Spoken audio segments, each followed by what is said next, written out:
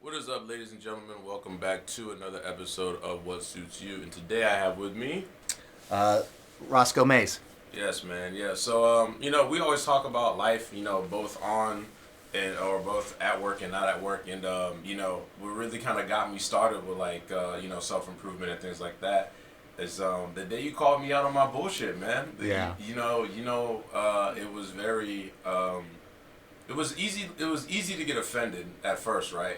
Because I was like, man, who the fuck, you know what I'm saying? But I don't think I was being offensive. No, you weren't being offensive. Yeah. But that, ego and stuff like that comes into play. And Absolutely. then when I really, took a step back and listened to what you said as opposed to reacted to what you said, it was easy to kind of fill in the gaps, if that makes sense. Yeah, You know what I you mean? did some self-reflection on your own. Yeah, I had right? to, yeah. Because when we talked, right, when we had that conversation in the gym, right, I was being polite, Yeah. right? Yeah, yeah. We were just talking, Mhm. and then I remember it. I remember it. Yeah. You know, like it was yesterday. We were just talking about it, and I looked at you, and I was like, Pickney, I don't think you're giving me 100%. Yeah. I think there's more to you than what you're letting on, right? Yeah. And like I said, I wasn't calling you out. Right, I wasn't right. like I wasn't And I rude. think- It was just like in my mind, it was just kind of like a in my own way, I saw more in you, Yeah. and I wanted you to know I Yeah. saw more in And you. that was the part that I think was difficult to digest because, and I didn't get into it at this one, but again, hindsight's always 2020. My whole life has been the opposite. My whole life has been me having to go above and beyond to prove myself to others.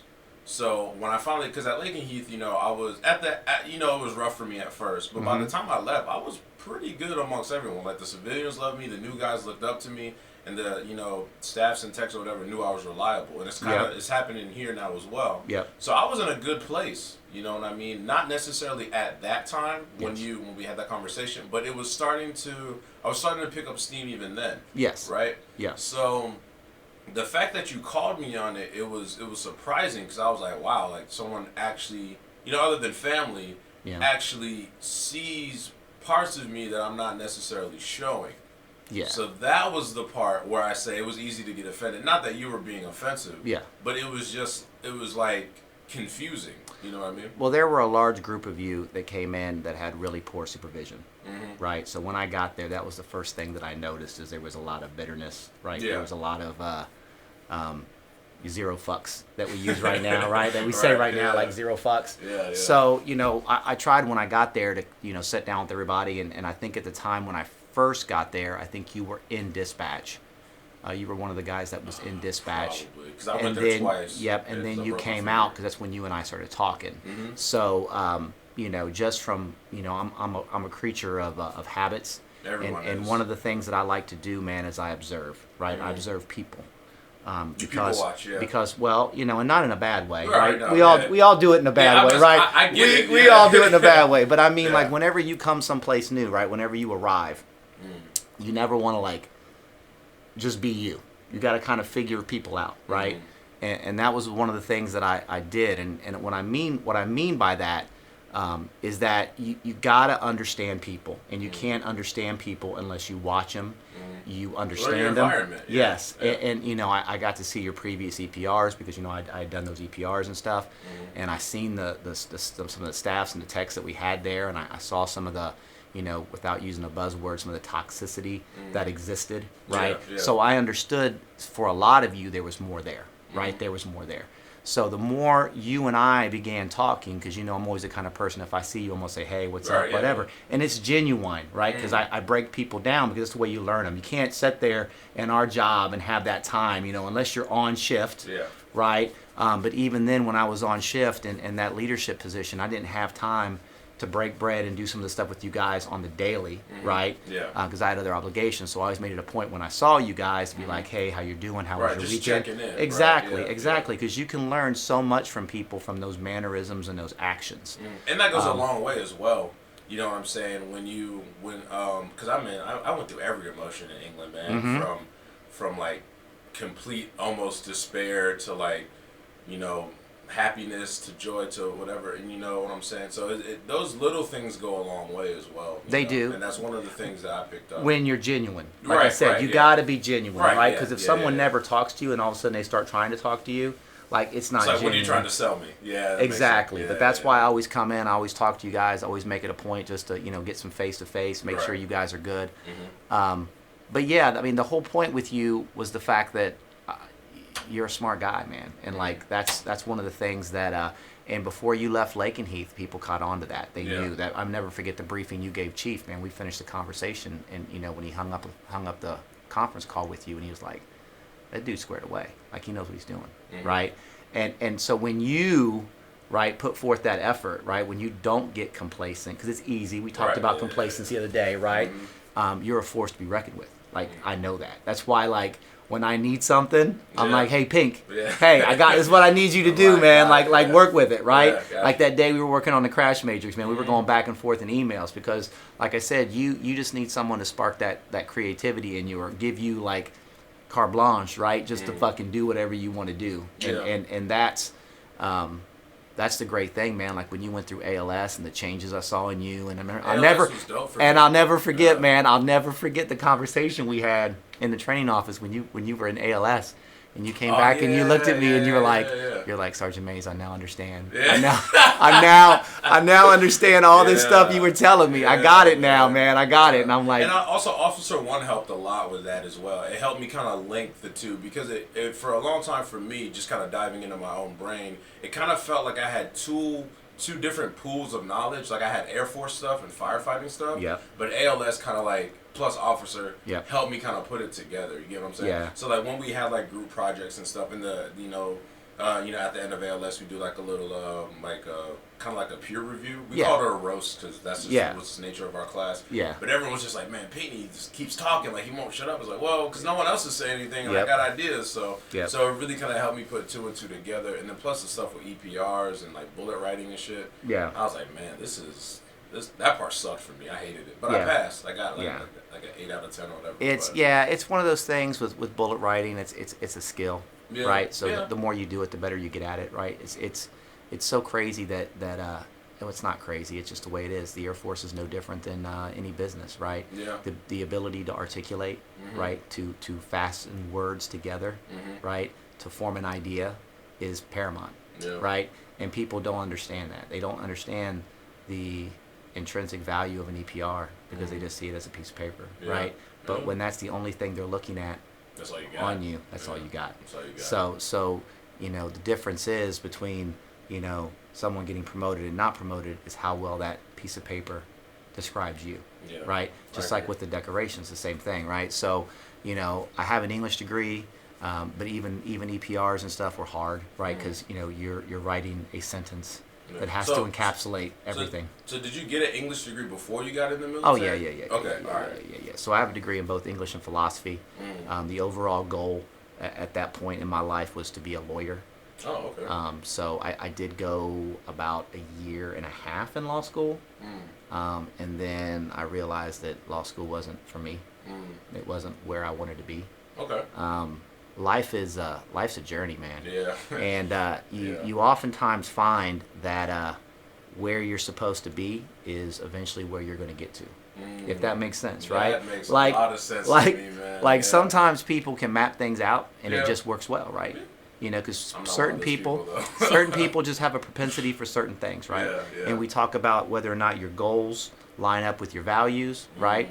And for me, being a Generation Xer, right, having this hostility, right, having I was just an asshole, right? I just was.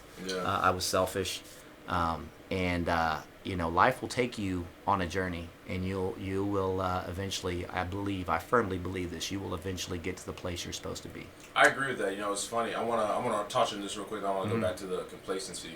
When I was about 18, because you talk about being an asshole, and that's something that I can when I was at a certain point in time in my life, I was about 18 when I started boxing full time, right? And for me, boxing it sucked at first. You're getting hit a lot, you know what I'm saying? But I'm the kind of person I can't quit. Like I physically cannot quit. Like there's been times I'm like, man, I should, but I can't. You know what I mean? So Yeah. I kept going back, and eventually got really good. But it got to a point where it's like, have you seen the first Captain America movie? Absolutely. Of So course you know, I am. like when they were saying, like before they gave him the serum, they were like, Yeah. a man who's born with power will always take advantage of it, but a weak man understands that power. Yep. It was very paradoxical for me because I always saw myself as strong until I got around truly strong people. Oh yeah. So then again, ego, right, comes into play, and that's all I wanted to do was just fight. Yep. You know, and I wasn't overly aggressive about it, but I was always ready for it to happen. More so on the upside of aggression as opposed to passivity. Yeah. It was like, yo, we can do this. Like, that was the first thing I was thinking. You know what I mean? So, but when you come into situations with that energy, Yeah. it can only escalate. Was that the demons within you, though? I think, yeah, of course, 100%. I mean, Yeah. it all started, you know, insecurities. You know what I'm saying? Yeah, Like people gravitate to things Yeah, that 100%. either alleviate those demons, Yeah. right, or intensify them, right? And sometimes, like, you know, I think boxing was both for me. yeah. That's why it was. That's Well, why it spiraled. eventually, it spiraled, so Yeah. it went bad. Yeah, Okay. it almost volatile, man. Got Like, you. it got to the point where, like, the more I did it, the better I got. Because I was sparring with pros. Yeah. You know, so, and I was like keeping up with them. Like, Yeah. they were like, man, like, I can't fucking play with you anymore. You know Yeah. what I'm saying? So, Yeah. so when it got to like me fighting, I was like running through people. Yeah. You know what I mean? I was like beating the hell out of people. But then like, I wasn't able to turn that switch off until I stopped boxing. And Yes. I stopped boxing because I went to basic. Right? Yeah. I went to basic Okay. training. And for me, it was like, it got to a point where I started to lose people I cared about just because they're like, dude, you're different, man. Like, you know what I'm saying? Yeah. So I was like, fuck, like maybe I need to reflect, I need to reevaluate. So I put it down. I went to basic and I didn't box again, I think, until like tech school. They had like a heavy bag there, so I like boxed or whatever. But you talk about being an asshole. I know, like, I see the difference in me then as opposed to now. Yeah. But it's part of growing up. It is. It's It part of is. growing up, It is. yeah. Because when you're younger, you know, you lack confidence, right? And you got a lot of insecurity. Yeah. And So you scream, you act outward but scream inward. Yeah. Yeah. And a lot of that insecurity will manifest itself in aggression, right? Saying things you often don't mean, right? Just because you're angry and you don't know what the fuck you're angry about. You're just fucking angry, right? Yeah. I don't know if it's the testosterone, right? The fucking, all the fucking chemicals that go on in our bodies, but we just get fucking hostile, man. Yeah. You know, like for me, I work out a lot, you know that. Yeah, and part of that is therapeutic, right? Because man, you're preaching to the. I just told RJ that, man. Me and him worked out after Chief did his meeting. Yeah. A couple days ago, and I was tired as fuck. I didn't sleep well that night. I'm still kind of adjusting from night shift. Yeah. And I got in the gym, man, and it was just like, I'm already better. You know what I'm saying? Like, just a bad day working out is better than man, no day working out. Just walking into the gym, it's Yep. cold. It sucks when you grab, but I need that. I feel like that is what keeps me humble now. Like, I still box now, obviously at the gym. Yep. But it's more of my perception of it has changed. Yep. Right? Because being a man, you're gonna need to know how to protect yourself and absolutely. protect your family. Yep. People you care about. Obviously I'm a single man. I don't have like I don't have those commitments yet. But at the same time, being 24, you start laying those bricks now. When you're 34, 44, 54, you can teach other people. And now you got nothing to prove. Exactly. Right? Because the insecurity's gone. Exactly. And Like, you do it for the enjoyment. You do it for the relaxation. Like, you find serenity, right, in hitting that bag. Yeah. The rhythm, right? Like, just the flow. Just, yeah. That's your zen. Yeah. If you will. It's like, man, like you said, I'm where I'm supposed to be. And it's gotten to a point now where I'm actually going to start coaching it here pretty soon. Okay. Because the guy coaching leaves in March. Okay. And the other guy leaves like next week, so I'm next up basically. Okay. I have the most experience, and I like teaching as well because let's be honest, it's a dangerous sport. You have some giant swinging for your head. Yep. You got to know how to defend yourself. So I like teaching people as they go and as they progress and as they do it, and at the same time I welcome the challenge. And it's a great workout. Oh hell yeah! From a cardio standpoint, man. like, it's a great workout. So that's why those things have gotten popular. That's why people are are gearing towards like boxing gyms, and that's why people are getting into MMA because of the jiu-jitsu and all that. Is there some discipline associated with that? That part we gotta talk. We gotta so let's go into discipline, right? And talking about discipline and complacency. Okay. Obviously, we're both huge fans of David Goggins, right? Yep. I want you to kind of touch on like what you do when you feel the complacency kind of setting in. Like, what is your mental checklist,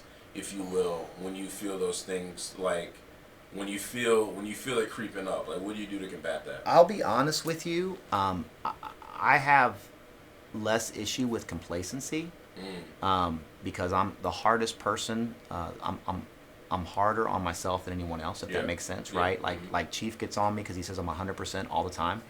So I don't worry about complacency. What I worry about is exhaustion, right? And the frustration that comes along with it, because I'm not letting myself ease up off the gas pedal. Okay, and, so then how do you deal with that then? Well, we work on that, don't we? I mean, like, I don't know, man. Like, I do what I love, right? And I love what I do. And it's hard, man. It's hard. Yeah. It was, I think it's easier when you're on shift. Because like when I was the AC of operations, I was only responsible for a shift of people, right? Like you could balance the relationship aspect of it, right? Like that was the best thing about operations is you have people, right? But then like when you work training or you work deputy or you work, superintendent of ops, right? Even though I do have the people part of it, like there's other obligations that are out there. So you're pulled, right? So it's understanding and focusing on what's important. So that's the key for me, man. Like I'm starting to understand like, okay, what's important? What's the overall picture, right? But complacency, I guess. No, let me back up. I guess we do get complacent. I got complacent with school. Like when I came here last time, I was working on my master's degree, but I went to England, and I have family and kids, and I'm taking them to rugby, and I'm doing all that stuff, and that went on the back burner, man. And I allowed that to happen, right? That was me allowing that to happen because it was like I'll take one semester off, and one semester came 2 semesters or whatever. So now, as Chief said about looking at 2021 and prioritizing your goals, man, like right when I get back, the classes are going to start back up again. Like I'm going to start committing more to me, right? Because that's another one of my issues is, we talked about service and selflessness, right? There's a book, it's called The Mission, the Men, and Me. And I tend to look at it like the men, the mission, and me, right? Because without people, right, there is no mission, right? So you got to take care of your people, right? But and then if you look at it, the me's the third one, right? Sometimes we de-emphasize ourselves too much, so I've got to start making myself a priority. No, I can resonate with that on a personal level. And that's the complacency part that I have. If I look at it now as I'm talking to you and I reevaluate it, I've gotten way too complacent with me, right? Not with the mission, right? Not with the people, right? But with me. So I have got to start putting an emphasis more on my self-improvement. What am I going to do to get better next year and the year after that? Yeah, and I can resonate with that on a really personal level because that was me in England. I was putting myself in the back burner. Obviously with work, I'm in a new country. Yep. But even then, I was in a relationship as well. That was in a long-term relationship. Yep. And that was really my first long-term relationship. Learned a lot about myself. Learned a lot about a lot of things, right? But it was interesting. Again, hindsight is always 20/20, right? It's like, man, I really tolerated a lot of things that I wouldn't normally tolerate, and I compromised on the uncompromisable. You know what I mean? And like you said, I allowed that to happen. Yep. So I can't be upset. But were you in love? Yeah. Love will do some crazy things. I remember we had that conversation too, man. And love will do some crazy things to you, man. We had that conversation too, and I was in that relationship when that happened, but I wasn't in love at that point. I loved her. But you were later in that relationship when we talked. But in the beginning, right, they become your world, right? And you do put yourself on the back burner. It's tough, man. It is so tough because when you care about people, like I care about my family, right? that's what I got to learn to do, is that just because I want to get something done, right? Just because I want to take a class or something doesn't mean that my family's any less important, right? Yeah. So that's what I have to work out in my own head, right? And we oftentimes fail to see that in any kind of relationship, right? Particularly if I tell you what, you're in a bad relationship when your significant other doesn't encourage you to do other things.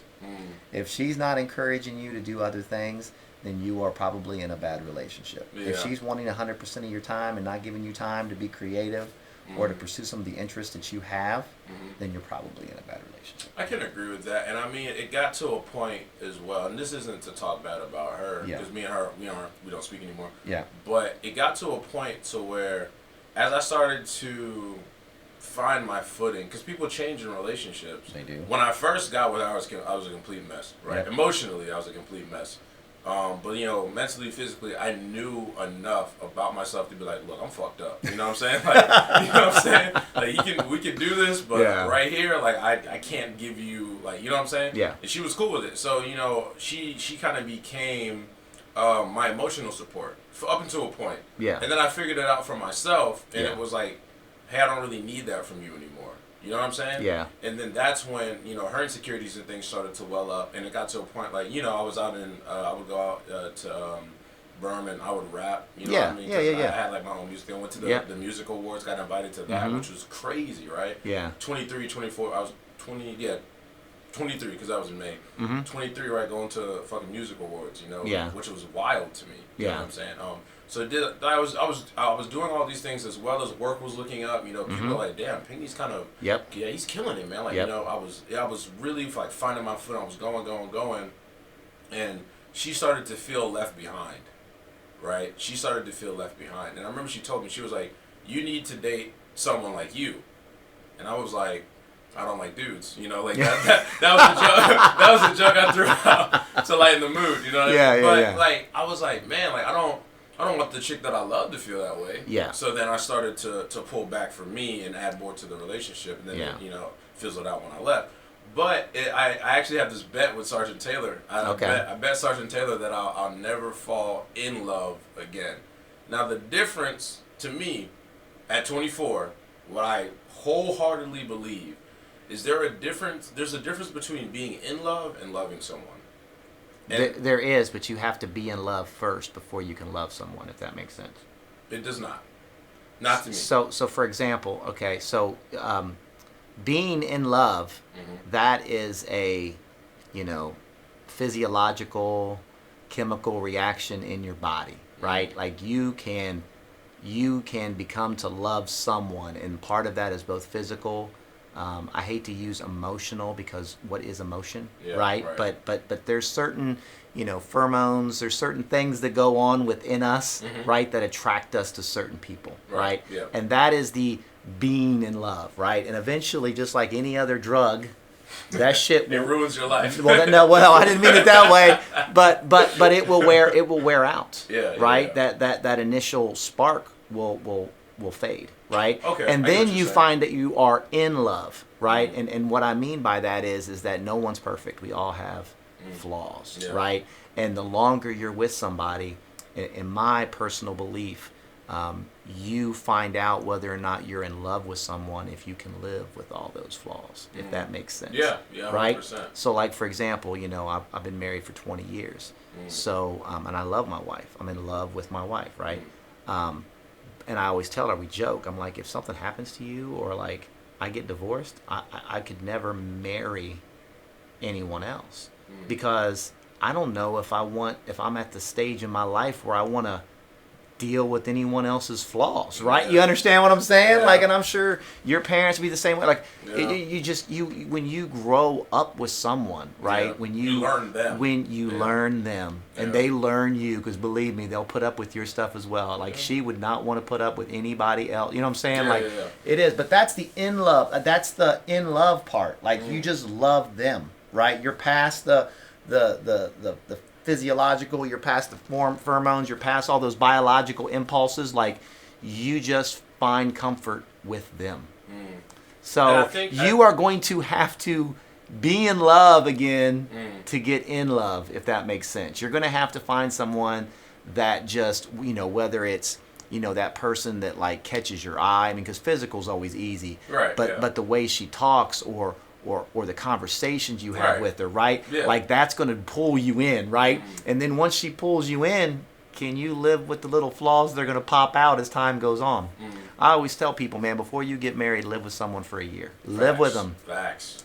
And if you can tolerate everything they do, then that's the girl for you. If you can't, then you need to move on. I think also though too, and I don't necessarily disagree with what you're saying, but I also think as well that I think why it's so flawed is because people are running into relationships to deal with their pain, as opposed to dealing with their pain. And I'm, COVID has been terrible. People have died. But for me, I used it as time to really get to know Shelton Pinckney. Oh yeah. Like, dude, why do you do this? Oh, well, you know what I'm saying? Like, really, like, break myself down, and I put that in my music. But most people don't do that, right? Like, I think they should. If you wanna sidetrack again, right? We talked about social media, right? Yeah. So most people seek redemption or praise, validation through Facebook or through Instagram, right?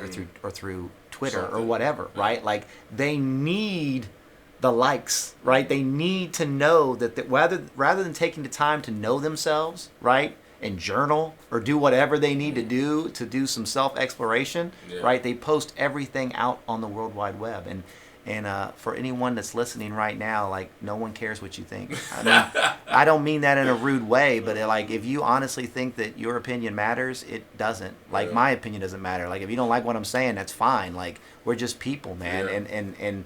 And we communicate with one another, and social media has completely eradicated the face-to-face conversation that we're having right now on issues, right? And we can agree to disagree on several things, right? And it doesn't diminish who you are, it doesn't diminish who I am, but you have to spend that time in self-reflection and know who you are, and not be a lemming, right? That just listens to the things on social media, right? That tells you something, and then all of a sudden you believe it, man. You got to be able to think for yourself, right? And if you find someone that doesn't do that, like, I already know, like, the woman for you is going to be the person that thinks for herself, the one that questions you, and then all of a sudden you go, damn, like, I never thought about it. You know what I'm saying? Because we want a challenge, right? We don't want someone that's docile. We don't want someone that agrees with us. We want someone to say, well, why do you think that way? Right? And you can go, well, this is the why I think. Like me and my wife, we disagree on several issues. Several issues. Emphasize. But at the end of the day, we still share some of the same values, because you can get there different ways. And I think that's what ended up debacling my last relationship, is because once we got past the honeymoon stage, and once we got into the weeds of who we are, the values didn't line up. And I think that's what ultimately was like, I can't, like, I've given up so much, I can't give up my values, because I view that, again, I can't quit. That's me quitting on who I'm supposed to be. And I knew it. I knew that I couldn't, because I tried. Like, I tried for the sake of the relationship, for the sake of being with her, and I immediately couldn't. Like, I was like, I can't do it. You guys can take different paths. But you got to come to the same destination. That's the key, right? Like I said, me and my wife, we'll disagree on several different topics, but overall, the values that we share are the same. We get to the same destination.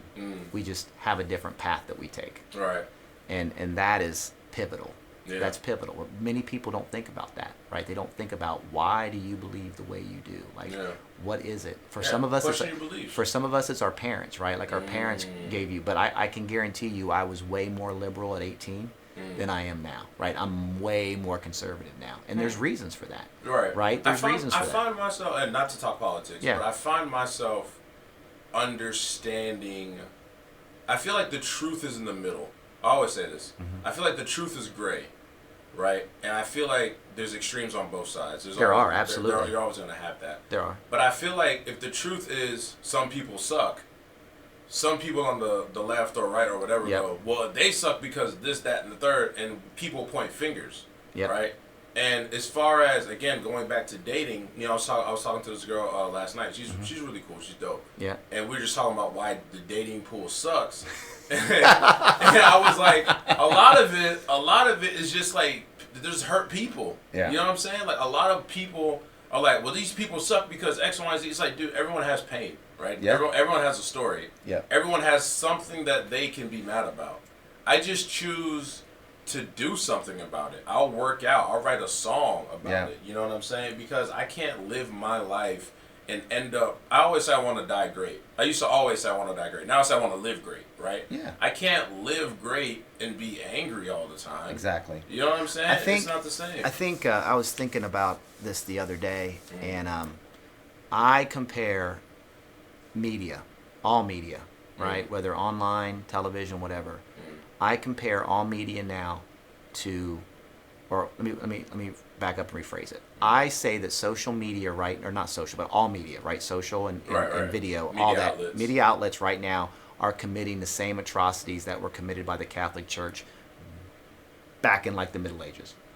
And what I mean by that is interesting. You look at like the witch trials, right? Yeah. Burning innocent women at the stake because they believe them to be witches. Yeah. That's what the media does right now, right? They'll pick somebody and they'll instantly sear them, right? That's we are being told lies on the daily, right? From all outlets. I'm not singling out any one outlet. Like, people have to understand, if you've not seen The Social Dilemma on Netflix, it will absolutely blow your mind, because there are algorithms in Facebook that pick up on your watches, right? And then they will continue to feed you the stuff that you want to see, whether, and they say it on here, I quote unquote, whether it's true or not, simply because it satisfies your appetite of what you want to know. You know what taught me that? When I was selling T-shirts, when I learned how to like make my own websites and sell T-shirts and set target audiences. When you set target audiences, you set them based off their age, interests, location, etc. There's like a long list of things that you fill out. Because if say I'm selling a T-shirt that has, I don't know, a soda can on it, but I send it to someone who is interested in billboards, they're probably not going to buy the shirt. It's the same. It's how we funnel, literally, how you click funnel information. Why is Facebook free? Because they're selling your information to corporations to solicit their goods. You are cattle, right? And it's the same thing with information. And you're absolutely right, man. It's the middle. And what I always tell people, if something sounds too good to be true, it probably is. If someone's spouting off that the other side is wrong and they're right, they're probably both wrong, right? Because there is, I do believe there's black and white, but in a lot of areas, man, there is gray, right? Like, we don't have the conversations, right? Particularly in politics anymore. People are so flawed, right? And I think people get enraged and like engorged with their own power. And I've been a firm advocate that I think that Congress should have term limits. Like, it should just have it, right? Like, why they don't, I don't have no idea. But because you've got people that have been in power for 40, 50 years in Congress, and you can't tell me they can still relate to people your age. Right. Yeah, right? 100% agree with you. So, and also, it's crazy, too, like how the presidential election is so blown up and publicized and glamorized, but then, like, the Congress elections is, I never heard anything about it. Yeah, the only reason why you're hearing it now is because the ones that are during a presidential election, right, have significant for the seats, right? Because typically, historically, I don't know how it'll swing this time, but historically, if, say, a Democrat wins the presidency, usually the Republicans will take Congress, right? Because it's that balance of power. People typically sway one way or another, right? And of course, I don't know how that'll pan out now, but that's my wife reminds me that's history. Things have changed a lot since then, right? But you're seeing it in the news all the time. They try to incite emotion, right? It's never logical. It's never logical because they want you to hit it. They want you to hit that site, right? Yeah, the impulse. Yeah. It's just like with sales, man. You know, I've learned a lot about like dating and life just through business itself. You know, because I didn't start looking at the Air Force as a business until I got fried, right? Until I got burned. Then I was like, this isn't a family. This is a corporation. Yeah. You know, because I don't want to. I'm not bad mouthing the Air Force or anything, but I came into it with an unguarded sense of naivety. You know what I'm saying? Everybody's your friend, blah blah blah. And then I got burned, and I was like, why are people treating me like this? You know what I mean? Like, this isn't how you would treat a family member. The problem is that I do think we're family. I do. I think so now. I do. Well, yeah, but here's my thing. Like, people have agendas, right? Regardless of where you work, people have agendas. And the people that have good agendas, right, are going to have your best interest at heart. Right. And people that have bad agendas are not going to have your interest at heart, right? So the problem is particularly like in the military, because we PCS so much, you might have, one base that was absolutely amazing to you, right? Yeah. And treated you well and took care of you and groomed you and got you where you needed to be, right? Mm-hmm. And then you go to the next base and there you end up having a bad person that doesn't treat you right, that doesn't take care of you, that doesn't care what you do, right? Mm-hmm. And you're like, what the hell, man? I thought we were family, right? Yeah. So, Yeah. it's tough because, humans are flawed, Yeah. right?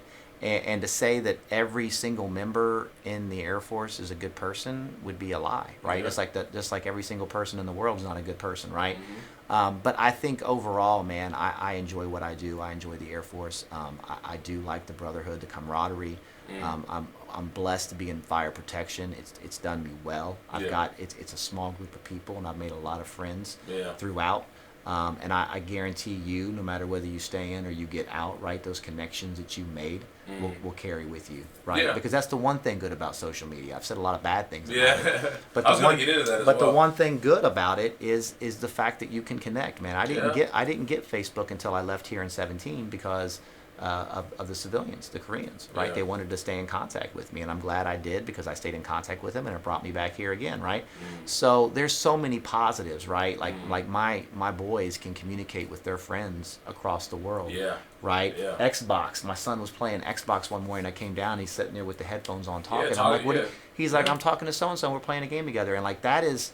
Like, that's good. Like, that's a good thing. Because it's no different than being on a phone, except you can actually engage in activities and, like, you gotta adjust to things, right? But to be able to communicate, the fact that I can look at my family on FaceTime, right? Yeah. Like, my first deployment, man, it was a phone and a phone card, right? And I got, like, 15 minutes. You know what I mean, think about that. Think about that. Yeah, like, there's no connectivity, right? Like, I can see faces, right? So, guys that have like new babies and stuff, man, that they would not be able to communicate with them can at least see them, right? That's amazing that we can do that now. Yeah, I think social media is a tool just like anything else. You know what I'm saying? And I do think that the negative part of it does get blown up. You know what I'm saying? And it's easy to look at it for what it is, but it also is like you said, there is good to it. Absolutely. You know what I'm saying? Like I call my mom. My dad's birthday's coming up. I can call my dad. Hey, old man, and what's up? You can see him face to face, man. And I can see them, and I see that they're doing good. I see that they're all right, and it lets me know as well. Like again, everything has to be okay at home for things to be okay here. Absolutely. So it lets me know, hey man, y'all good? Y'all do anything? Yep. They're taken care of. They're all right. My dad's holding it down. My sister's out of the house now, so I can call her and be like, yeah, it fucking sucks, doesn't it? You know what I'm saying? I can make fun of her, but I can make sure that they're good. Yeah. You know what I'm saying? I can make sure that my family's good. So kind of switching over now, I want to kind of go into philosophy, right? Okay. I kind of want to ask you, because I'm really interested in psychology. Like I want my bachelor's degree to be in psychology, specifically relationship psychology, to like marriage counseling, things like that, dating coaching. So I kind of want to get first of all, what made you want to get that degree in philosophy, and then I want you to kind of talk about how you've applied that throughout your life. Oh man, so in high school I was, like I said, I was an asshole, right? So I was obnoxious. I always thought I was smarter than everybody else, right? And then I went to Ohio State University, the Ohio State University. And I took my first, because when you go to those, big universities, you got your 100 level classes, right? So one of the things, you'll take psychology 100, right? And you'll take philosophy 101, right? So I took a philosophy class, man, and I was hooked, right? Yeah. And then I spent too much time partying, and Ohio State was like, hey man, you need to go on your way for a little bit. You need to find out what you want to do, right? Yeah. So then I regrouped. I went to a community college in Columbus called Columbus State, and I met a Catholic priest that taught philosophy there and religion.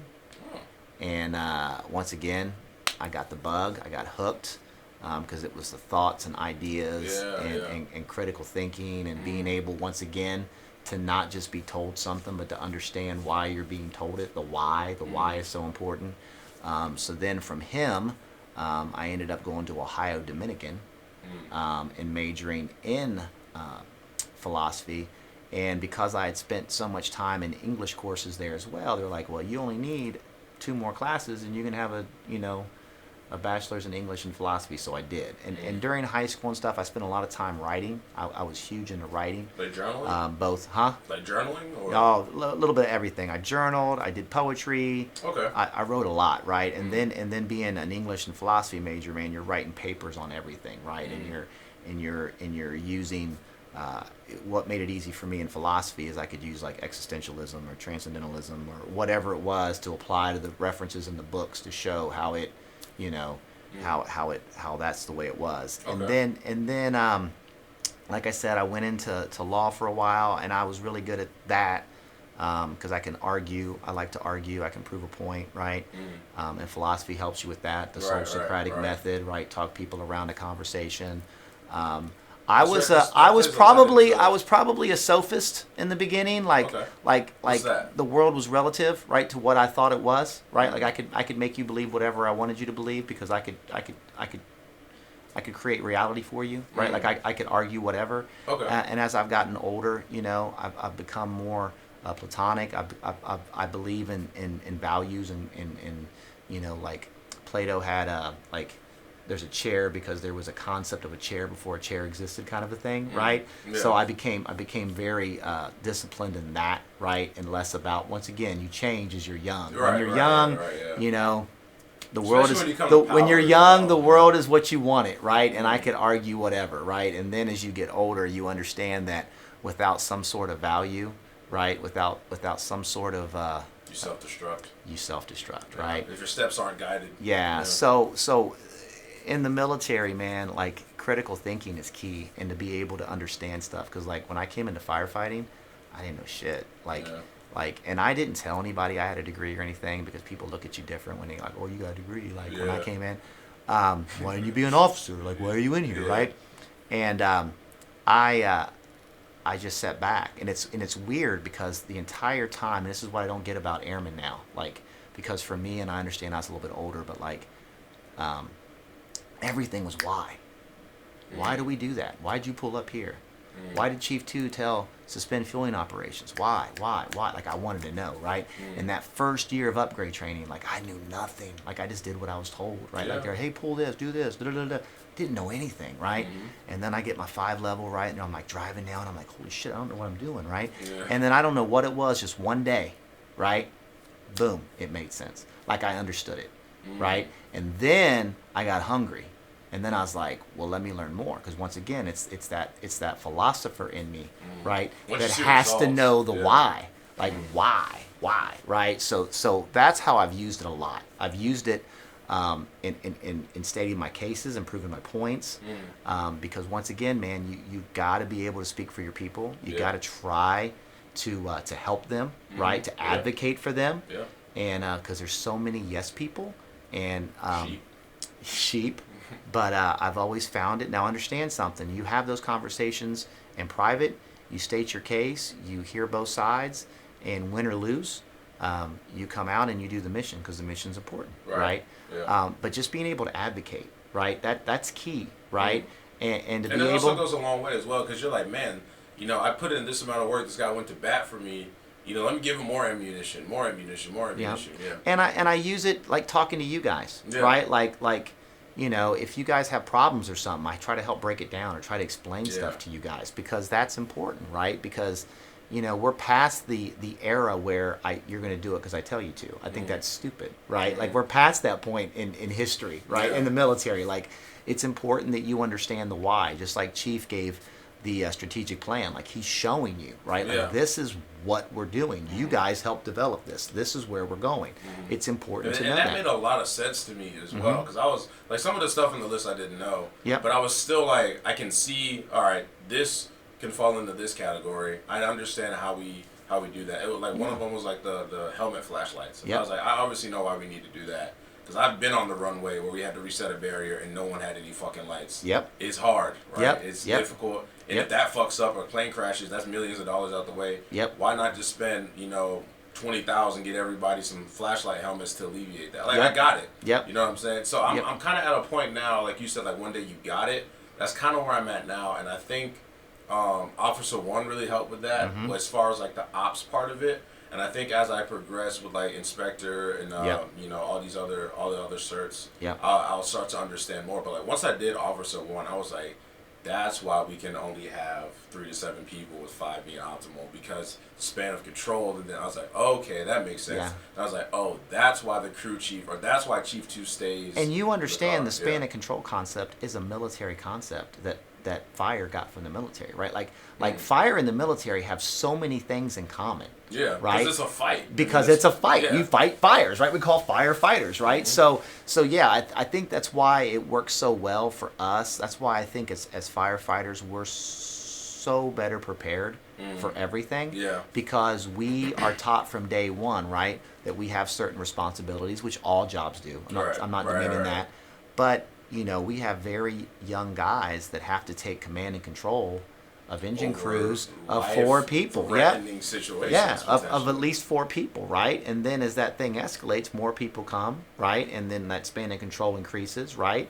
So yeah, like there's an instant degree of responsibility associated with that profession, right? And we talk in terms of military might, right? Attack when it comes to a fire, right? Like we are engaged with that enemy, right? And we are there to save lives rather than take lives. We're there to save lives and to extinguish that fire. So that's where that's the huge part of it, right? That's me being philosophical, right, about firefighting, because everything has a philosophy to it, right? How we do what we do. For Alan Brunacini, it was customer service. We're in the business of serving our customers, right? That was his philosophy. How can we get better at helping them, right? And that's kind of what we do for our base, right? Like we serve our community. Like Chief is pushing right now for the whole fire alarm thing, right? And we're trying to eliminate all these unwanted alarms, right? Because that's going to better serve our customers, right? And eventually benefit us, because it's less wear and tear on our truck for responses that we don't need to go on. So, you're constantly with philosophy. I mean, people use it like you said. You think all the time, and you don't have a degree. You don't have to have a degree to be a philosopher. It just means I read more shit. That's all that it means. I like that. It means I read more shit. Yeah, no, that makes a lot of sense though as well. I definitely think that there is a philosophy behind everything. In my mind, I worded it as there's a backbone behind everything. And once you understand the backbone of things, you can start to build a frame around it, just like a skeleton. So for me, for like I said, business and dating, because those are like the 2 main things that I'm in right now. So like I said, with Kayani and the other things that I have my hands in outside of the military, I'm starting to understand like how it works. You know what I'm saying? Like the little intricacies with it. Like me and Chief, we talk business a little bit, and I was telling him like, I know how to make websites. I made a website, and he was telling me like, you could do this, you could do that. But also, we were talking about books as well, like books that have certain philosophies in it. Have you read Principles? No, I have not. That one is really, really good. All right, I'll make it. Really good. So I went on YouTube one day and I just typed in, books that future millionaires should read, right? And it was like Principles, Rich Dad Poor Dad. It was like The Richest Man in Babylon, like books like that. So I was like, okay, let me check them out. So I started with Principles, and I got to tell you, Life Principles, it really broke it down in a super digestible way. Okay. And it said a lot of things that I had already thought. Yeah. But to see it from a successful man, a believable person, put it in that way, it not only reassured me, but it also made me like think like how can I perfect this system. Yeah. Right. Because one of the things that they said that really like stood out to me, they were like, every person has 2 yous. You have your higher self, like the philosophy and things that we talk about, and then you have like the blind rage, where like someone can cut you off in traffic and you're like, what the fuck, what I'm saying? Yeah. So and he was like, the key to life is mastering the 2 yous. Yeah. And living more in the sense of the higher self, right? And I was like, okay, that sounds cool. How can I apply that? I immediately went to boxing. Immediately went to boxing, because that was a seed that was planted way back, right? I was my boxing coach Bell, man. I'll never forget this dude. Dude was about maybe 6 foot, round, right? But man, he did not let up. Like once he saw that like I wasn't gonna give up, and he actually started training me, man, this dude didn't let off me for a second, man. And we would do like 40 round days. Oh, so shit. so each round's 3 minutes, right? Yep. So I do 10 rounds of sparring, 10 rounds of heavy bag, 10 rounds of jump rope, 10 round, like Yeah. 40 round days, right? Yeah. Exhausted. But I remember he told me, he was like, the reason why I have you fight exhausted is so you learn how not to fight angry. Because fighting angry, you're exhausting yourself. Yep. But if I put you in a state of exhaustion, you're not going to have energy to fight angry. You have to fight smart now. Yes. To go, all right, I got to keep my hands. You got to clear your head. I got to move. So now when you have all the energy, the only thing that's going to do is make those movements sharper, make those punches come faster. And I was like, fuck you, man. You're just making me do all this shit. But Yeah. I got it. And then when I saw that, I was like, that makes more sense. So I guess I kind of want to get your take on that as well. Like, but as far, I really want you to read it so we can kind of dive more absolutely, into it. yeah. Yeah, so we can dive more into it. But what are your thoughts on that? The two U's, if you will. Oh yeah, there's definitely two U's. I believe that wholeheartedly. And the key thing is too is I think all successful people, and we mentioned this earlier in this podcast, is discipline. Yeah. Right? Because you have to have the discipline to maintain your higher self. Right? Because we have a primitive nature, right, and we have a higher order, right, and it's very easy, right. The path of least resistance, right, is to be in rage, right, is to fight, flee, or be in fear, right. It takes a harder, right, to maintain your composure when someone's yelling at you, right. It takes a higher order to be able to regroup when you fucked up, right? Because we're down on ourselves, right? Yeah. Like that's a discipline, right? And successful people, you'll hear a lot of people say, what was it? I think it might have been Thomas Edison that said, I didn't fail making a light bulb, 1,000 times. I had 1,000. I didn't fail a light bulb 1,000 times. I had 1,000 attempts to get one right, or something like that. It's perspective, half empty or half full, right? Yeah. Like so, that's the key, man. Most truly successful people, right? They fail a lot. Yeah. Right? But they have that discipline to keep going, right? No matter what it is, because they see a higher call. Yeah. Right? It's the higher purpose. It's what their mission in life is, right? I'm reading a book right now. It's done by the owner of On It, the nutritional brand. Okay. So it's more like it's own the day, own your life.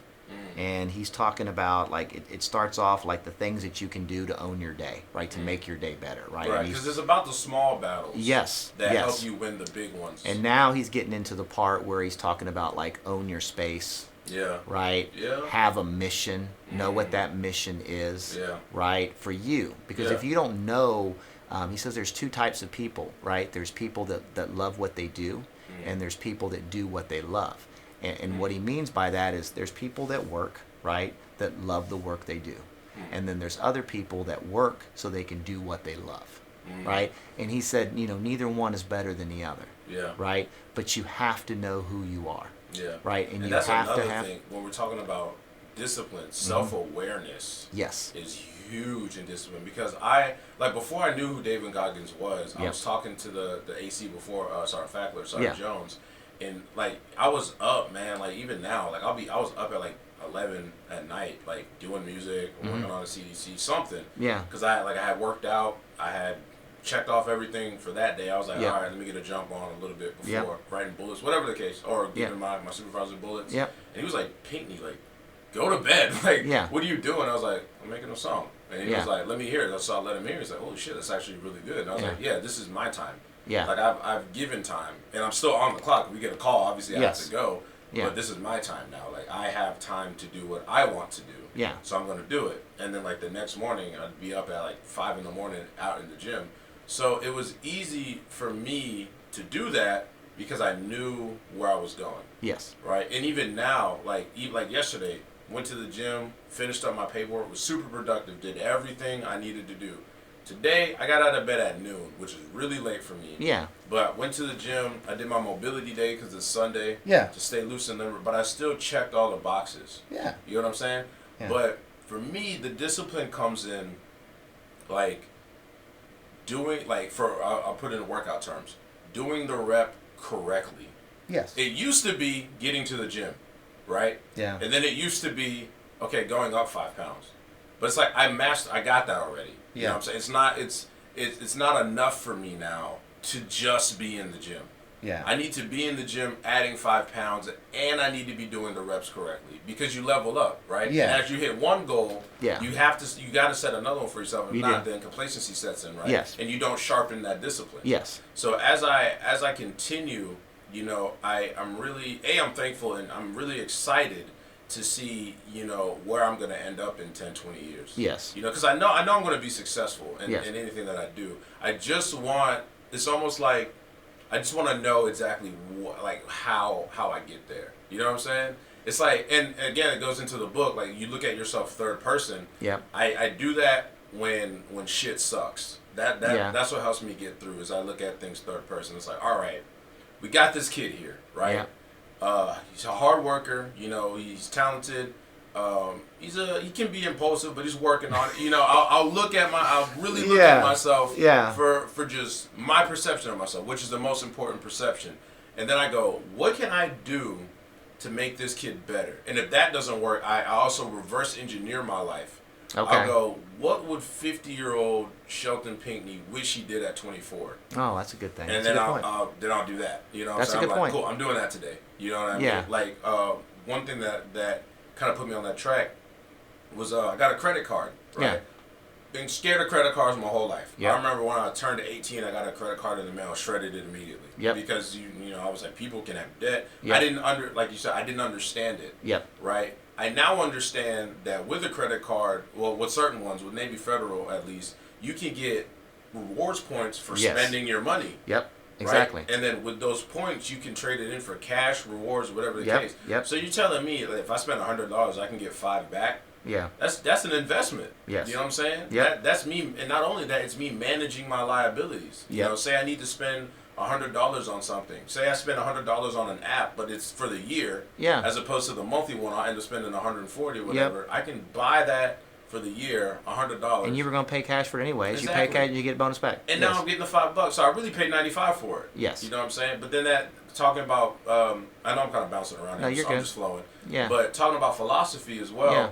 I really got into psychology, Yeah. which I think is a type of philosophy. It started off like philosophy is the root of psychology, science, right? Yeah. Mathematics, So Pythagoras, it's all related. it's yeah. Right. So I kind of got into instant gratification and delayed gratification. Yep. And I look at it as an axis, right? So for me, high school was interesting, right? For lack of a better term, high school was interesting because I wasn't at the top nor bottom. Yep. I was if anything, I was like upper middle class as far as it went, as popularity, whatever. Right? Yeah. But I was able to hang out with everyone. Yeah. You know what I'm saying? I could go and hang out with the football players and roast with them, and I could go and hang out with the nerds or the drama kids, and I was cool with that, right? Yeah.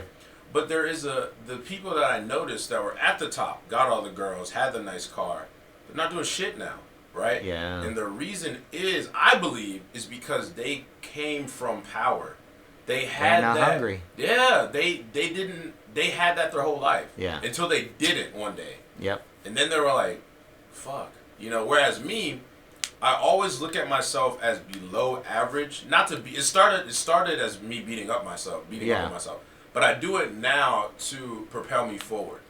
Because if my back is always on the wall, I'm gonna fight like hell before I take a step back.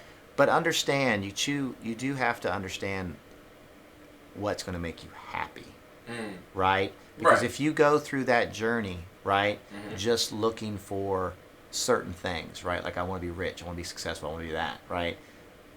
Also understand what it is that's going to make you happy, because you can get all the way to the top and be completely alone. That is true. Right. Yeah. So don't let your drive, right, fuck everything else up, because you know, discipline is good, right? But if discipline prevents you from having a relationship or having a family, right, if that's what you want to have, right, because people say, well, I'd like to get married and have kids. Well, great, but you know, there's sacrifices that are made for that, right? There just are, right? So you got to do a trade-off, right? But if you get married and have kids and you don't do those trade-offs and you keep charging, right, you're going to find yourself alone. Right. So it's important that there's that as Jocko Willink will say, the dichotomy, right? You got to have that dichotomy, right? You got to understand, right, that I'm going to look before I leap. Like, we want to be aggressive, right? We want to charge forward, but we also want to take a second and look the direction that we're going, right? And making sure that our trajectory, right? It's like when you're when you're navigating, right? You got to stop every once in a while and look down at your compass and make sure you're not off course. And that comes through reflection, like you're doing now, right? As time goes on, because things will change. You got to stop for a second and look around and go, okay, this is where I want to be, right? Now, am I happy? Right? You always got to ask yourself, are you happy? Yeah. Right? And if you're not happy, well, why am I not happy? Yeah, then you have to reevaluate.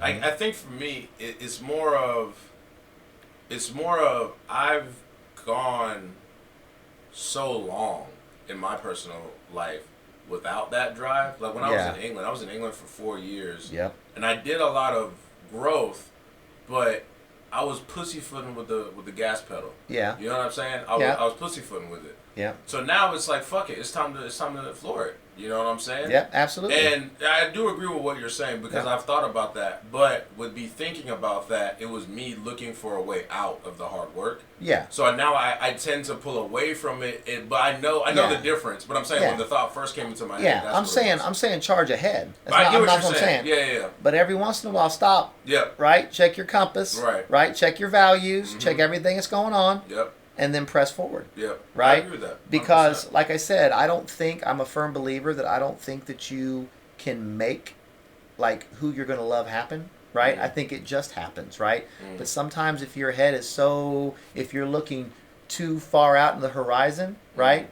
Too far out in the future, you miss what's going on in the now, right? So you have to balance that, right? The whole dichotomy thing, you have to balance that because you might have that opportunity to meet the right person for you, and you missed it because you were focusing too far ahead. I believe if that's what you want, right? Yeah. If that's what you want, like that's what I'm saying. Like you have to know those things that you want, and set those goals, right? And we use that whole SMART acronym, right? Specific, measurable, attainable, realistic, and time, right? So as you set yourself up for success, you got to be able to say, okay, what do I want to do in 6 months? Like I've talked to you guys several times, right? And I say, man, don't leave Korea and go, what did I do? Yeah. I could have done so much, and that's what Chief harps on as well, right? Like, take a class. Take 1 or 2 classes. Like, when I was here last time, I did course 14, course 15. I took my master classes. I became an RTA. Like, I did stuff. Yeah. Right?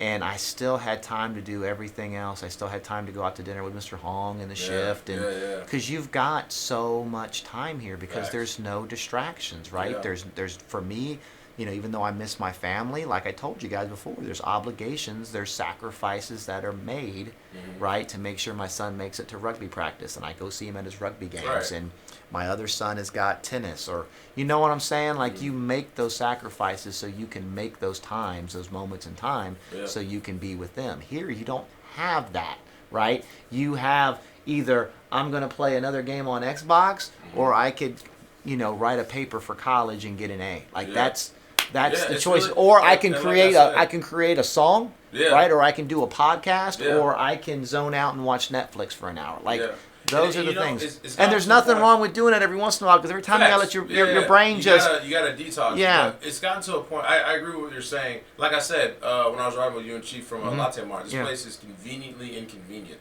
Yes. I know where to go if I want to. Go out, whatever. Well, not so much now because COVID. But before, I knew where to go. I can go to Busan. You can go to Seoul. I can go these places. I got money. Fuck it, I'll go. I got 2 days off. I'm gonna go. Yeah. You know what I'm saying? But it got to the point where it was like, I would try to zone out. Like I would be like, I'm not gonna do anything today. I'd get 2 minutes into a Netflix show and be like, fuck it, I'm making a song. Like I would see something, or even better, I would see something and then like a melody would pop in my head. And then I would make it, and then like lyrics would come up, and I was like, all right, this is what I'm doing today. Yep. But as far as being happy goes, right, like that's again going back to the uncompromisable. I'm not willing to compromise my happiness for greatness, right? And I had to swallow that pill when I broke up with my ex, and it Yeah. actually hurt, right? It actually hurt because, like I told But her, did it hurt you because it hurt you emotionally, or Yeah. did it hurt you because you hurt her emotionally? both. Okay. I knew that it almost felt like I quit.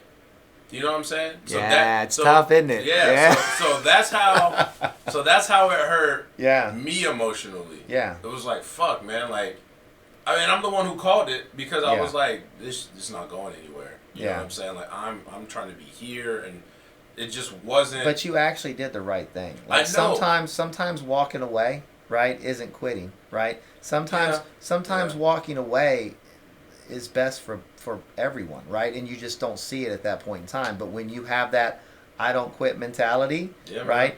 Because relationships can become very destructive. And if you don't know when to walk away, right, the only thing you're going to do is detriment to you and her. Yeah. So that's your ego. Yeah, 100%. That's the ego. Yeah, man. But going back into it, like that's how I felt at the time. Yeah. But how I knew that I hurt her is because I saw the person she had become. Yeah. If that makes sense. Yeah. So it was almost like I created this monster. And it wasn't who you first met. Right. Yeah. But I couldn't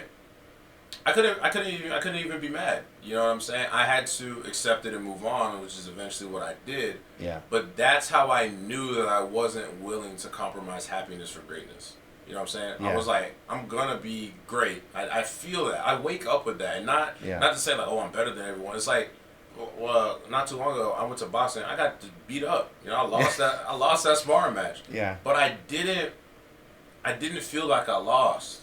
Yeah. I felt like I learned. And I wasn't used to that feeling. Like, I was trying to be mad. Like, I was like, you fucking, like, Yeah. I was having the negative self-talk, but it just wasn't doing it anymore. Yeah. You know what I'm saying?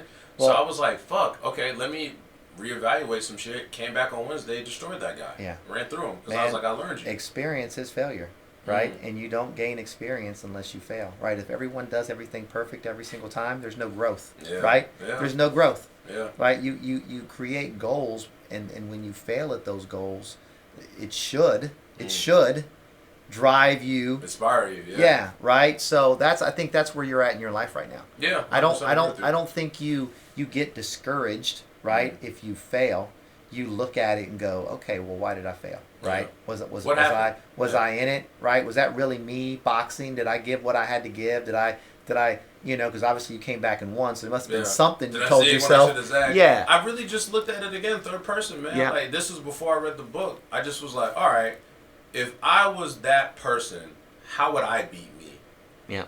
And I was like, okay, the reach, then I started getting into the technicalities of boxing, and then I was like, cool, got it. Yeah. Went back the next day and was like, I'm going to be completely different. Yeah. I'm going to give you different looks and see how you react to it, and then I'm going to build off of that. You know what I'm saying? But yeah, I definitely agree with you, man. I can't compromise my happiness because it got to a point where the only thing I was doing was delayed gratification, delayed Friday. But I was miserable. Yep. You know what I'm saying? I was fucking miserable. And I was like, I can't live like this either. You know what I'm saying? I was like, I understand what I'm doing is going to have a positive outcome. Yeah. But I'm not willing to wake up depressed about it. Yes. You know what I'm saying? Yeah. So that's I think that's the balance for me right now. No, I agree, man. That's a great way to look at things. I wish more people were more self-reflective, right? Because this COVID thing, the vid, the vid thing. as Kevin Hart calls it, the vid. Jesus Christ, that was a good stand-up. Yeah, it was. You can't. It's hard to figure people out now because people like, man, if I told you 3 years ago, like, you would actually see people outside, like Fridays and Saturday nights. People would be walking around. The CAC would be filled with people having dinner and shooting pool, and you know what I'm saying. And the clubs would start building up around 10 or 11, and then by like midnight they were like absolutely like you couldn't move, like it would be shoulder to shoulder, right? And you look now, and like we've created this. We've created and we put people in isolation, and for some people it's not good, right? It's just not good at all. Some people like yourself can be real self-reflective and creative and do things.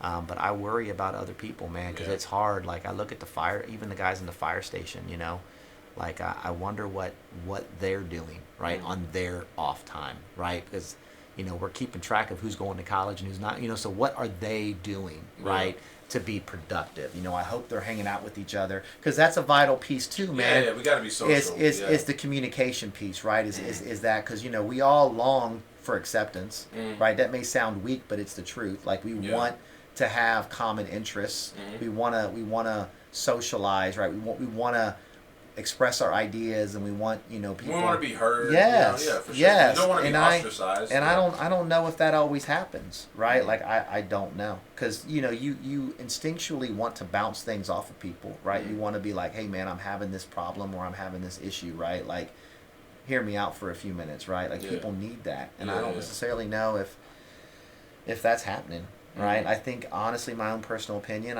when this thing is finally over and done, I think that the Department of Defense is going to feel the effects of this for the next 5 years. I do. What do you like, the effect because of the people? Because of how people have changed? Yeah, I do. I mean, they're already talking about teleworking more. They're already talking, this stuff's all well and good. Technology is a great thing, like we talked about. When it works. but you need people. You need to. Since we've been hunters and gatherers, right? We have existed in little social networks. It's just hunters and gatherers were in smaller groups, right?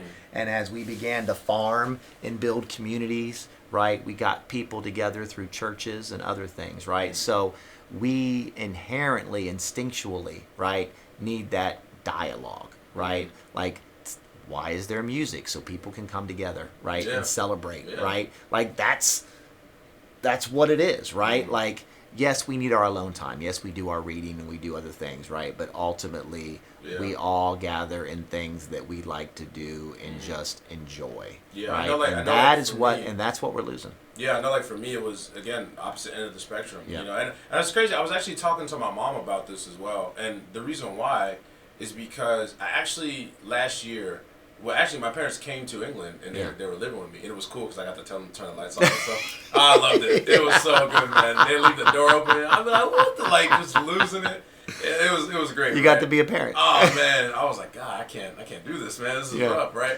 But I actually got to know my parents as people, as opposed to as mom and dad. I got to know them as Inez and Shelton. Yep. And I actually, once I learned them, I learned how and why they raised me the way that they did. And once I did that, it was like, I get it. I was like, I understand. And the reason why I said that is because I come from a very nurturing background. My parents, every day, son, I'm proud of you, I love you. Yep. I come from that, right? Yeah. So, and I come from the community aspect of it. Yep. But with that, I didn't know how to be alone, right?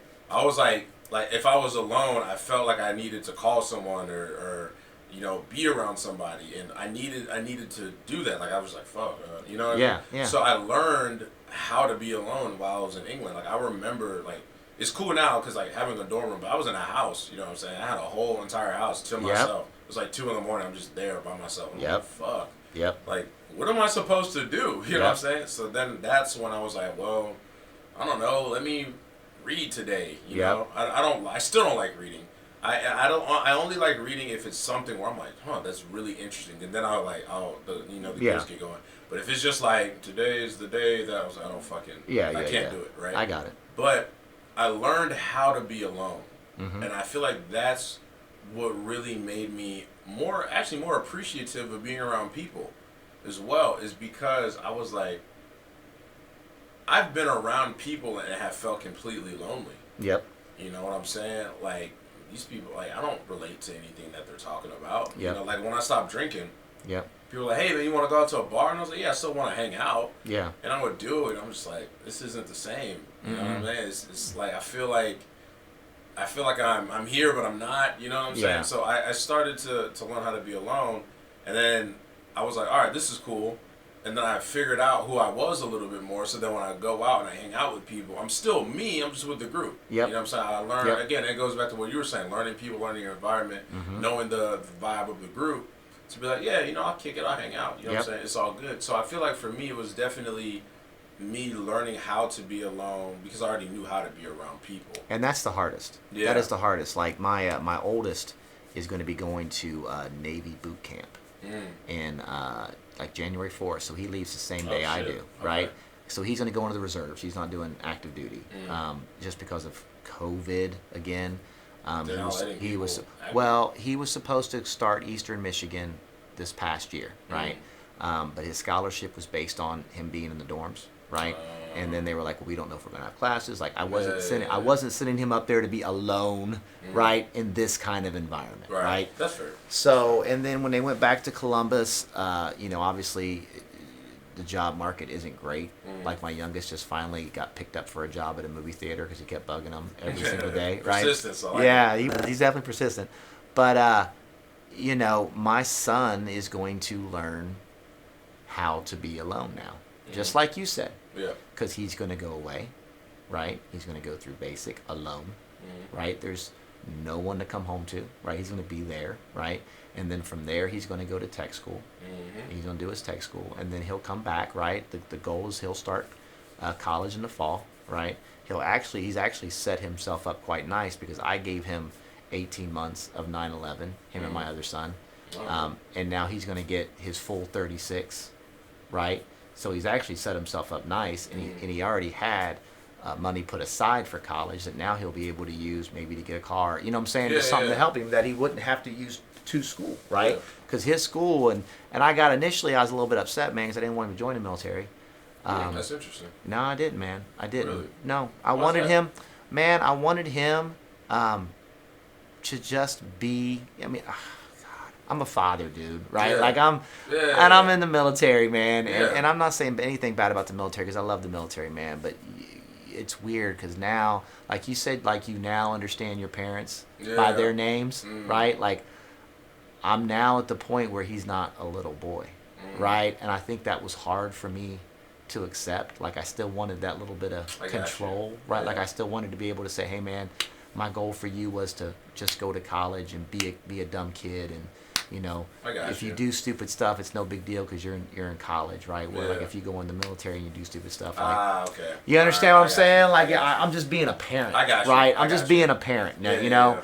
And then the more I thought about it, and I'll talk to him more when I get home, and give him advice and everything. But the more I thought about it, I'm like, man, what better place for him to grow up? Yeah. Right? Like, he's been baby. He's the first child, man. I don't want to say I babied him, but we babied him. You baby your kids, man. Right? Like he's my kid, man. So, what better way, right, to either shit or get off the pot, right? What better way, to know what it is you want to do and what's important to you and what your goals are, right? If you really are going to be successful in college, right, you're going to make it through basic and tech school, right? Because if you can't make it through basic and tech school, guess what? You're not going to make it through college. Because that was my dad's logic as well, because I wanted to do college, and he was like, you're not going to go to college. And I was like, well, why not? He was like, just join the military. So that's why I was like, that's interesting, because, my dad was in the Army. He was like, join the military, but don't join the Army. That was the message he gave me. So that's kind of what I ran with, and it's just like you said, I grew up a lot in England, man. From 19 to 23. Grew up a lot. But when he gets out, right, and he starts college, like he'll know. Like he'll have it. Like he's been on his own, right? So like now that I think, like after I got past the concerned father thing, and like this isn't what I wanted, like because it's not about me, right? Like, I get you. I was just like, that's interesting, because it's not what I wanted, right? And what you got to realize, and like I said, I'm entering a new stage in my life, right? I got a son that's about to go to basic, and then I've got another son that's going to graduate next year, so I'm about to have a house with no kids, right? They're all going to be. So I had to get past it doesn't matter what I wanted, right? It doesn't matter what I think, like. He thought this through. He went and saw recruiters. He made a decision, right? So, like, it's his time to grow. So now I got to be less dad, right, and more Roscoe, right? I got to be more like, hey, man, let me help you out. What do you need, as opposed to let me tell you what you're going to do, right? And I think that's kind of what you meant with your parents, like they're less telling you how to live your life and more. Hey, we're here to support you in living your life. And that's what I got to do, right? I got to push back and go, hey, man, this is what you want to do? Cool, man, I'm here for you. And we'll talk while we're on break, and I'll prep him and I'll get him ready. But ultimately, he's got to grow into be the man he is and not not the little boy that I want him to Yeah, be. my dad always told me, I tell you what, man, my dad has told me a lot, and I'll never forget all his little like sayings and stuff. Yeah. But it comes to a point where it replays in my head. I'm like, God, you know what I'm saying? Yeah. Because I just grew up hearing it. My dad always told me, he's like, I'm preparing you a body. Yeah. You know what I'm saying? I'm preparing you, like how Jesus prepared himself a body. I'm preparing you a body. And I was like, Dad, what the fuck? Like, what are you talking about? Like, I'm taller than you now. What do you mean preparing me a body? Yeah. But I get it now. You know what I'm saying? And I call him every time we talk. I call him, matter of fact, when The Rock's dad died, when his dad passed away, I called my dad immediately. Mm-hmm. You know, and of course I was sad because, you know, I look up to people like Dwayne Johnson, and his dad died, you know. There's going to come a time where when my dad passes. It puts things in perspective, right? It really fucking does, man. It fucked me up because I wasn't ready for that message. You know, I was having a normal day. Yeah. Then I saw that shit and I was in tears. So I called my dad, you know what I'm saying? I'm like, hey, Dad, you know, I was checking on you, see how you're doing. You know, we just shot the shit. Yeah. And when I went back home last Christmas, wow, it's been a year. Yeah. Last Christmas, I actually surprised my parents. They didn't know I was coming home. Oh, wow. Yeah, I surprised them. And I showed up. And me and my dad, we went on this bike ride. You know, it was real cool. I had the pink bike with the basket. You know, just cause, you know what I'm saying. And I went on this bike ride with my dad. We just shot the shit, man. Yeah. You know, he was just like, you know, he was like, not only do I love you, I respect you as a man. Yeah. And I was like, damn. You know what I'm saying? Yeah. Like to have the person that I respect the most, the absolute most, other than myself, tell me that they respect me not because I'm theirs, but they see what I'm doing and they respect it. Man, that's the best feeling in the world. You know what I'm saying? Because you went out on your own. Yeah, right? You did. You know, he was like, dude, like you're crushing it, man. Like you're doing your thing. You're staying out of trouble. Like, you know, like kudos to you. He gave me, he patted me on the back, and he's been doing that my whole life. But it's like the times where I was like, fuck, am I doing the right thing? Or I was alone in my own house and lonely. All of that, like him saying that just made it worth it for me. You know what I'm saying? And I hadn't talked to my dad about that because I don't really talk to my dad a lot about the emotional things that I'm going through. We have some back and forth. Yeah. But I just don't talk to him. I talk to my mom more about those things because she gets it. Yeah. Like I don't have to explain shit to my mom, and she'll be like, "You're feeling like this." And I'm like, fucking wizard, you know what I'm saying? Whereas with my dad, I have to talk, and then I'm like, I don't really want to do this, because then, you know, ego comes in, I start feeling weak. Is that the Army in him, though? What did he do in the Army? He was an MP. He was a police officer. Really? Yeah, he was an MP. Yeah. So he just, like, and my dad's very blunt. Yeah, yeah. My dad was born in '56. Oh yeah. So there's been times, man, where you just tell people where to go and how to get there. And I'm like, Dad, we're in church, man. You can't be telling the pastor, you know what I'm saying? But that's just how my dad is. Yeah. But he doesn't do it to be rude. It's like, you know, it's matter of fact. Yeah, he's just like, hey, this is what it is. Yeah. You know. So I got that. This is what it is. You know, instilled in me. Yeah. You know what I'm saying? Yeah. But then with my mom, I also have the emotional side. But hearing him say that, it was just like, man. Thank you. You know what I'm saying? Like, I didn't know I needed that until I got it. Yeah, and that's you know, I think for me that'll be where I am once he does this stuff, right? Yeah. Like, because this will be his test, right? This will be what he's going to, and he has to do it, and I think that's in his mind, right? Like he made that decision, and then, you know, my youngest son, he'll be graduating next year, and he plans on going to college. So like, you know, that'll be a whole new stage in my life, right? Yeah. Because I'll no longer be, you know. I mean, I'll always be a dad. Yeah, but you won't be right there. Yeah. I mean, you know, it's crazy, too. We got to wrap it up here shortly. But it's crazy, too. My little sister is going through that now as well. Because me and her are only 4 years apart. Okay.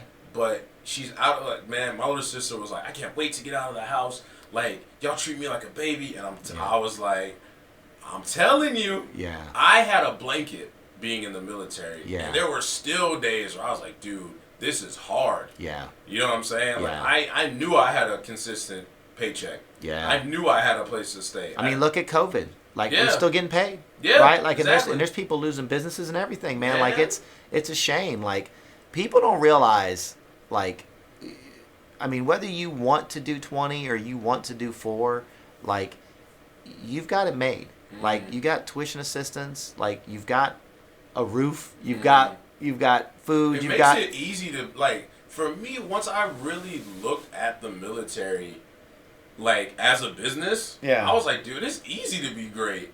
not easy to be great, but it's easy to it's a lot easier. It is. It's you know what I'm saying? You Yeah. get up, even if you just like you get up and go to work. Cool. You get up, you go to work, you come home, you save your money, you know, like you're gonna be all right. You're gonna learn the things that you need to learn. You're gonna bump your head, of course. That's and the crazy thing is there's so many different people in the military, right, that you can learn from. Like you know, Chief's all about the business, and he can tell you like, but you got those people, right? Mm-hmm. You got people that know about, like Tyson knows about fucking cars and shit, right? Like, so if you needed your car worked on or whatever, you know, like there's always, and they're in every single department I've ever been in, man. Mm-hmm. There's always those people that do like investing or what, like they're there. Yeah. And you could sit there. I mean, I've had some great conversations. Like you and I have had good conversations, but there are people out there that have, once you hit the right topic, you're like, holy shit, I could learn so much just in this conversation right now. That's how it was with me and Taylor, man.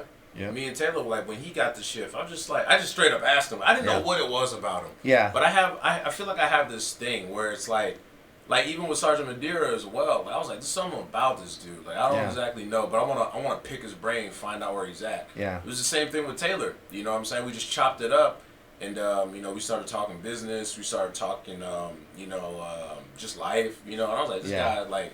This guy's cool. I look at Taylor now, and I'm going to say this on the record, but I'll never say this shit to his face. I look at Taylor as like my big brother in a way. I can see that, man. Yeah, I can see that like, for sure. Like there's some similarities between you two, like for sure. He's very cool, but at the same time he's like goofy and like does like funny shit. Yeah. So yeah, man, I got a whole lot of respect for Taylor, man. But it's like all those people are definitely everywhere, man. Yeah. Definitely. It's the personalities, man. Like that's the best thing that I've loved about the military is just the personalities and the people, right? Because it's the people that make your life better, right? And that's the best part about it, right? Like I met you in England, and now we're back in Korea, right? Like you never know. You never know. Like I'm gonna be heading to Osan, and I'm gonna see a guy that I was here in Kunsan with in 16 because he's there, right? Young's there. Right, so so and he's going to be there for 2 more years after he'll be there for 2 years when I get there because you did 3 years, so we got there the same year I did. So after Osan you'll retire, right? No, I'll be at next year I'll be 18. When I finish Osan I'll be at 19, so I have about 1 year left. Okay. 1 year left. Okay. Man, 20 years, huh? 20 years. It goes quick, man. It goes super quick. It does. Well, after 10, after 10, it does. See, you got to realize you've done 2 quick little stops. Yeah. So overseas, I think it'll feel longer. But remember, I was all stateside until I came to Korea the first time in 2016. Oh, okay. So the longest stint I did was 4 years at Davis Monthan. So it was 4 at DM. I did 3 in Grand Forks. I did another 4 in Fairchild, you know what I'm saying? So it made it, when you do like, you know, being married and when you do 3 to 4 years at a pop, man, like there's a lot of memories and it goes quick, you know, like I remember, you know, Arizona's where my son went to kindergarten and then like we left when he was like in the 3rd grade or something, like, you know what I'm saying? Like they don't remember it, but I do, right? I remember Grand Forks. I remember, you know, that's where I got my first dog. Like you form a lot of memories on that stuff. But overseas, because you're single, man, like you're 2 years here, you're 1 year here, you're like it's like a whole series of things. That's definitely true. I definitely kind of feel like I overstayed my welcome a little bit in England, because after like the 3rd year I was like, fuck, like I was kind of like tired of it. So you extended? I did 4. I did 4 because the first 2 were so rough for me, man. The first 2 I was just like, fuck. And I was like, a part of it was fear, part of it was I was seeing this girl. Another part of it was like I get this, like I want to see more, you know what I mean? Yeah. So it was like a combination of those things where I was like, okay, let me stay a little bit longer and see like where I'm at. But after like year 3, I'm gonna wrap it up here, I felt like tired of it, but then I was like, let me change my perspective, right? Why do I feel tired of it? Well, I feel tired of it because it's the same thing over and over. So all right, let's do something new today. Let's play rugby, right? Let's start playing rugby. So I started playing rugby, fucking loved it. Right, and then you get to travel with the team. You know what I'm saying? You get to meet those dudes. I was like, all right, what else we got? You know, let's make music. Made music. People up in Barone were like, dude, your shit's dope. Like, Yeah. come make music with us. And I started making music with them. Yeah. So I started to change my perspective and do different things, and that's kind of what I'm doing here as well. I'm not tired of Korea by any means. But I think you grew. I think that's the yeah. important thing. I think if you would have only done 2 years and they would have shipped you off to another base, I don't think you would have been you. Nah. Right? Like, you would have been like some of these guys that we have right now, right? That are on their second base. Like, they're not sure of anything. Yeah. Like, you really, like, particularly when I got there in 17, right? Like, you hadn't been really tested. You hadn't really been questioned, right? Yeah. People let you do the status quo. So I think that because those things were happening, you made senior airmen, I think you really stepped up, both, like you just said, with rugby and everything else, but also in the job. Yeah. Right? I think that made you better. I think you came here. I agree with that. Right? And I agree with you, man. Like, for me, like, when I did my 3 years at Lake and Heath, I was ready to go. I had the bug. Like, you just do. You get the itch. Yeah. But I think that extra seasoning you got set you up here well. And I think staying another year here isn't a bad thing. I'm definitely happy. Yeah. Because, you and I get along. Yeah. But you're right. There's a lot to do here in Korea. But like I said, man, if this is a good place to get your shit together. Facts. Like, you got a lot of things that you can do. Yeah. So this is the time you need to take to work on your degree, work on your music, do all those other things. Yeah, I 100% agree, man. And I'm going to wrap it up just because I typically only keep these an hour, but I knew it was going to be longer just because we had so much to talk about. So I'm going to go ahead and wrap it up. This has been another episode of What Suits You. Once again, thank you so much for coming through. In closing, is there anything you want to say? No, man, I had a great time. We'll definitely have to do this again. Yeah, this is just part one, man. This is just part one. All right, sounds good. Yeah, cool. Sounds good. Yeah, cool. Sounds good. Yeah, cool. Sounds good. Yeah, cool. Sounds good. Yeah, cool. Sounds good. Yeah, cool. Sounds good. Yeah,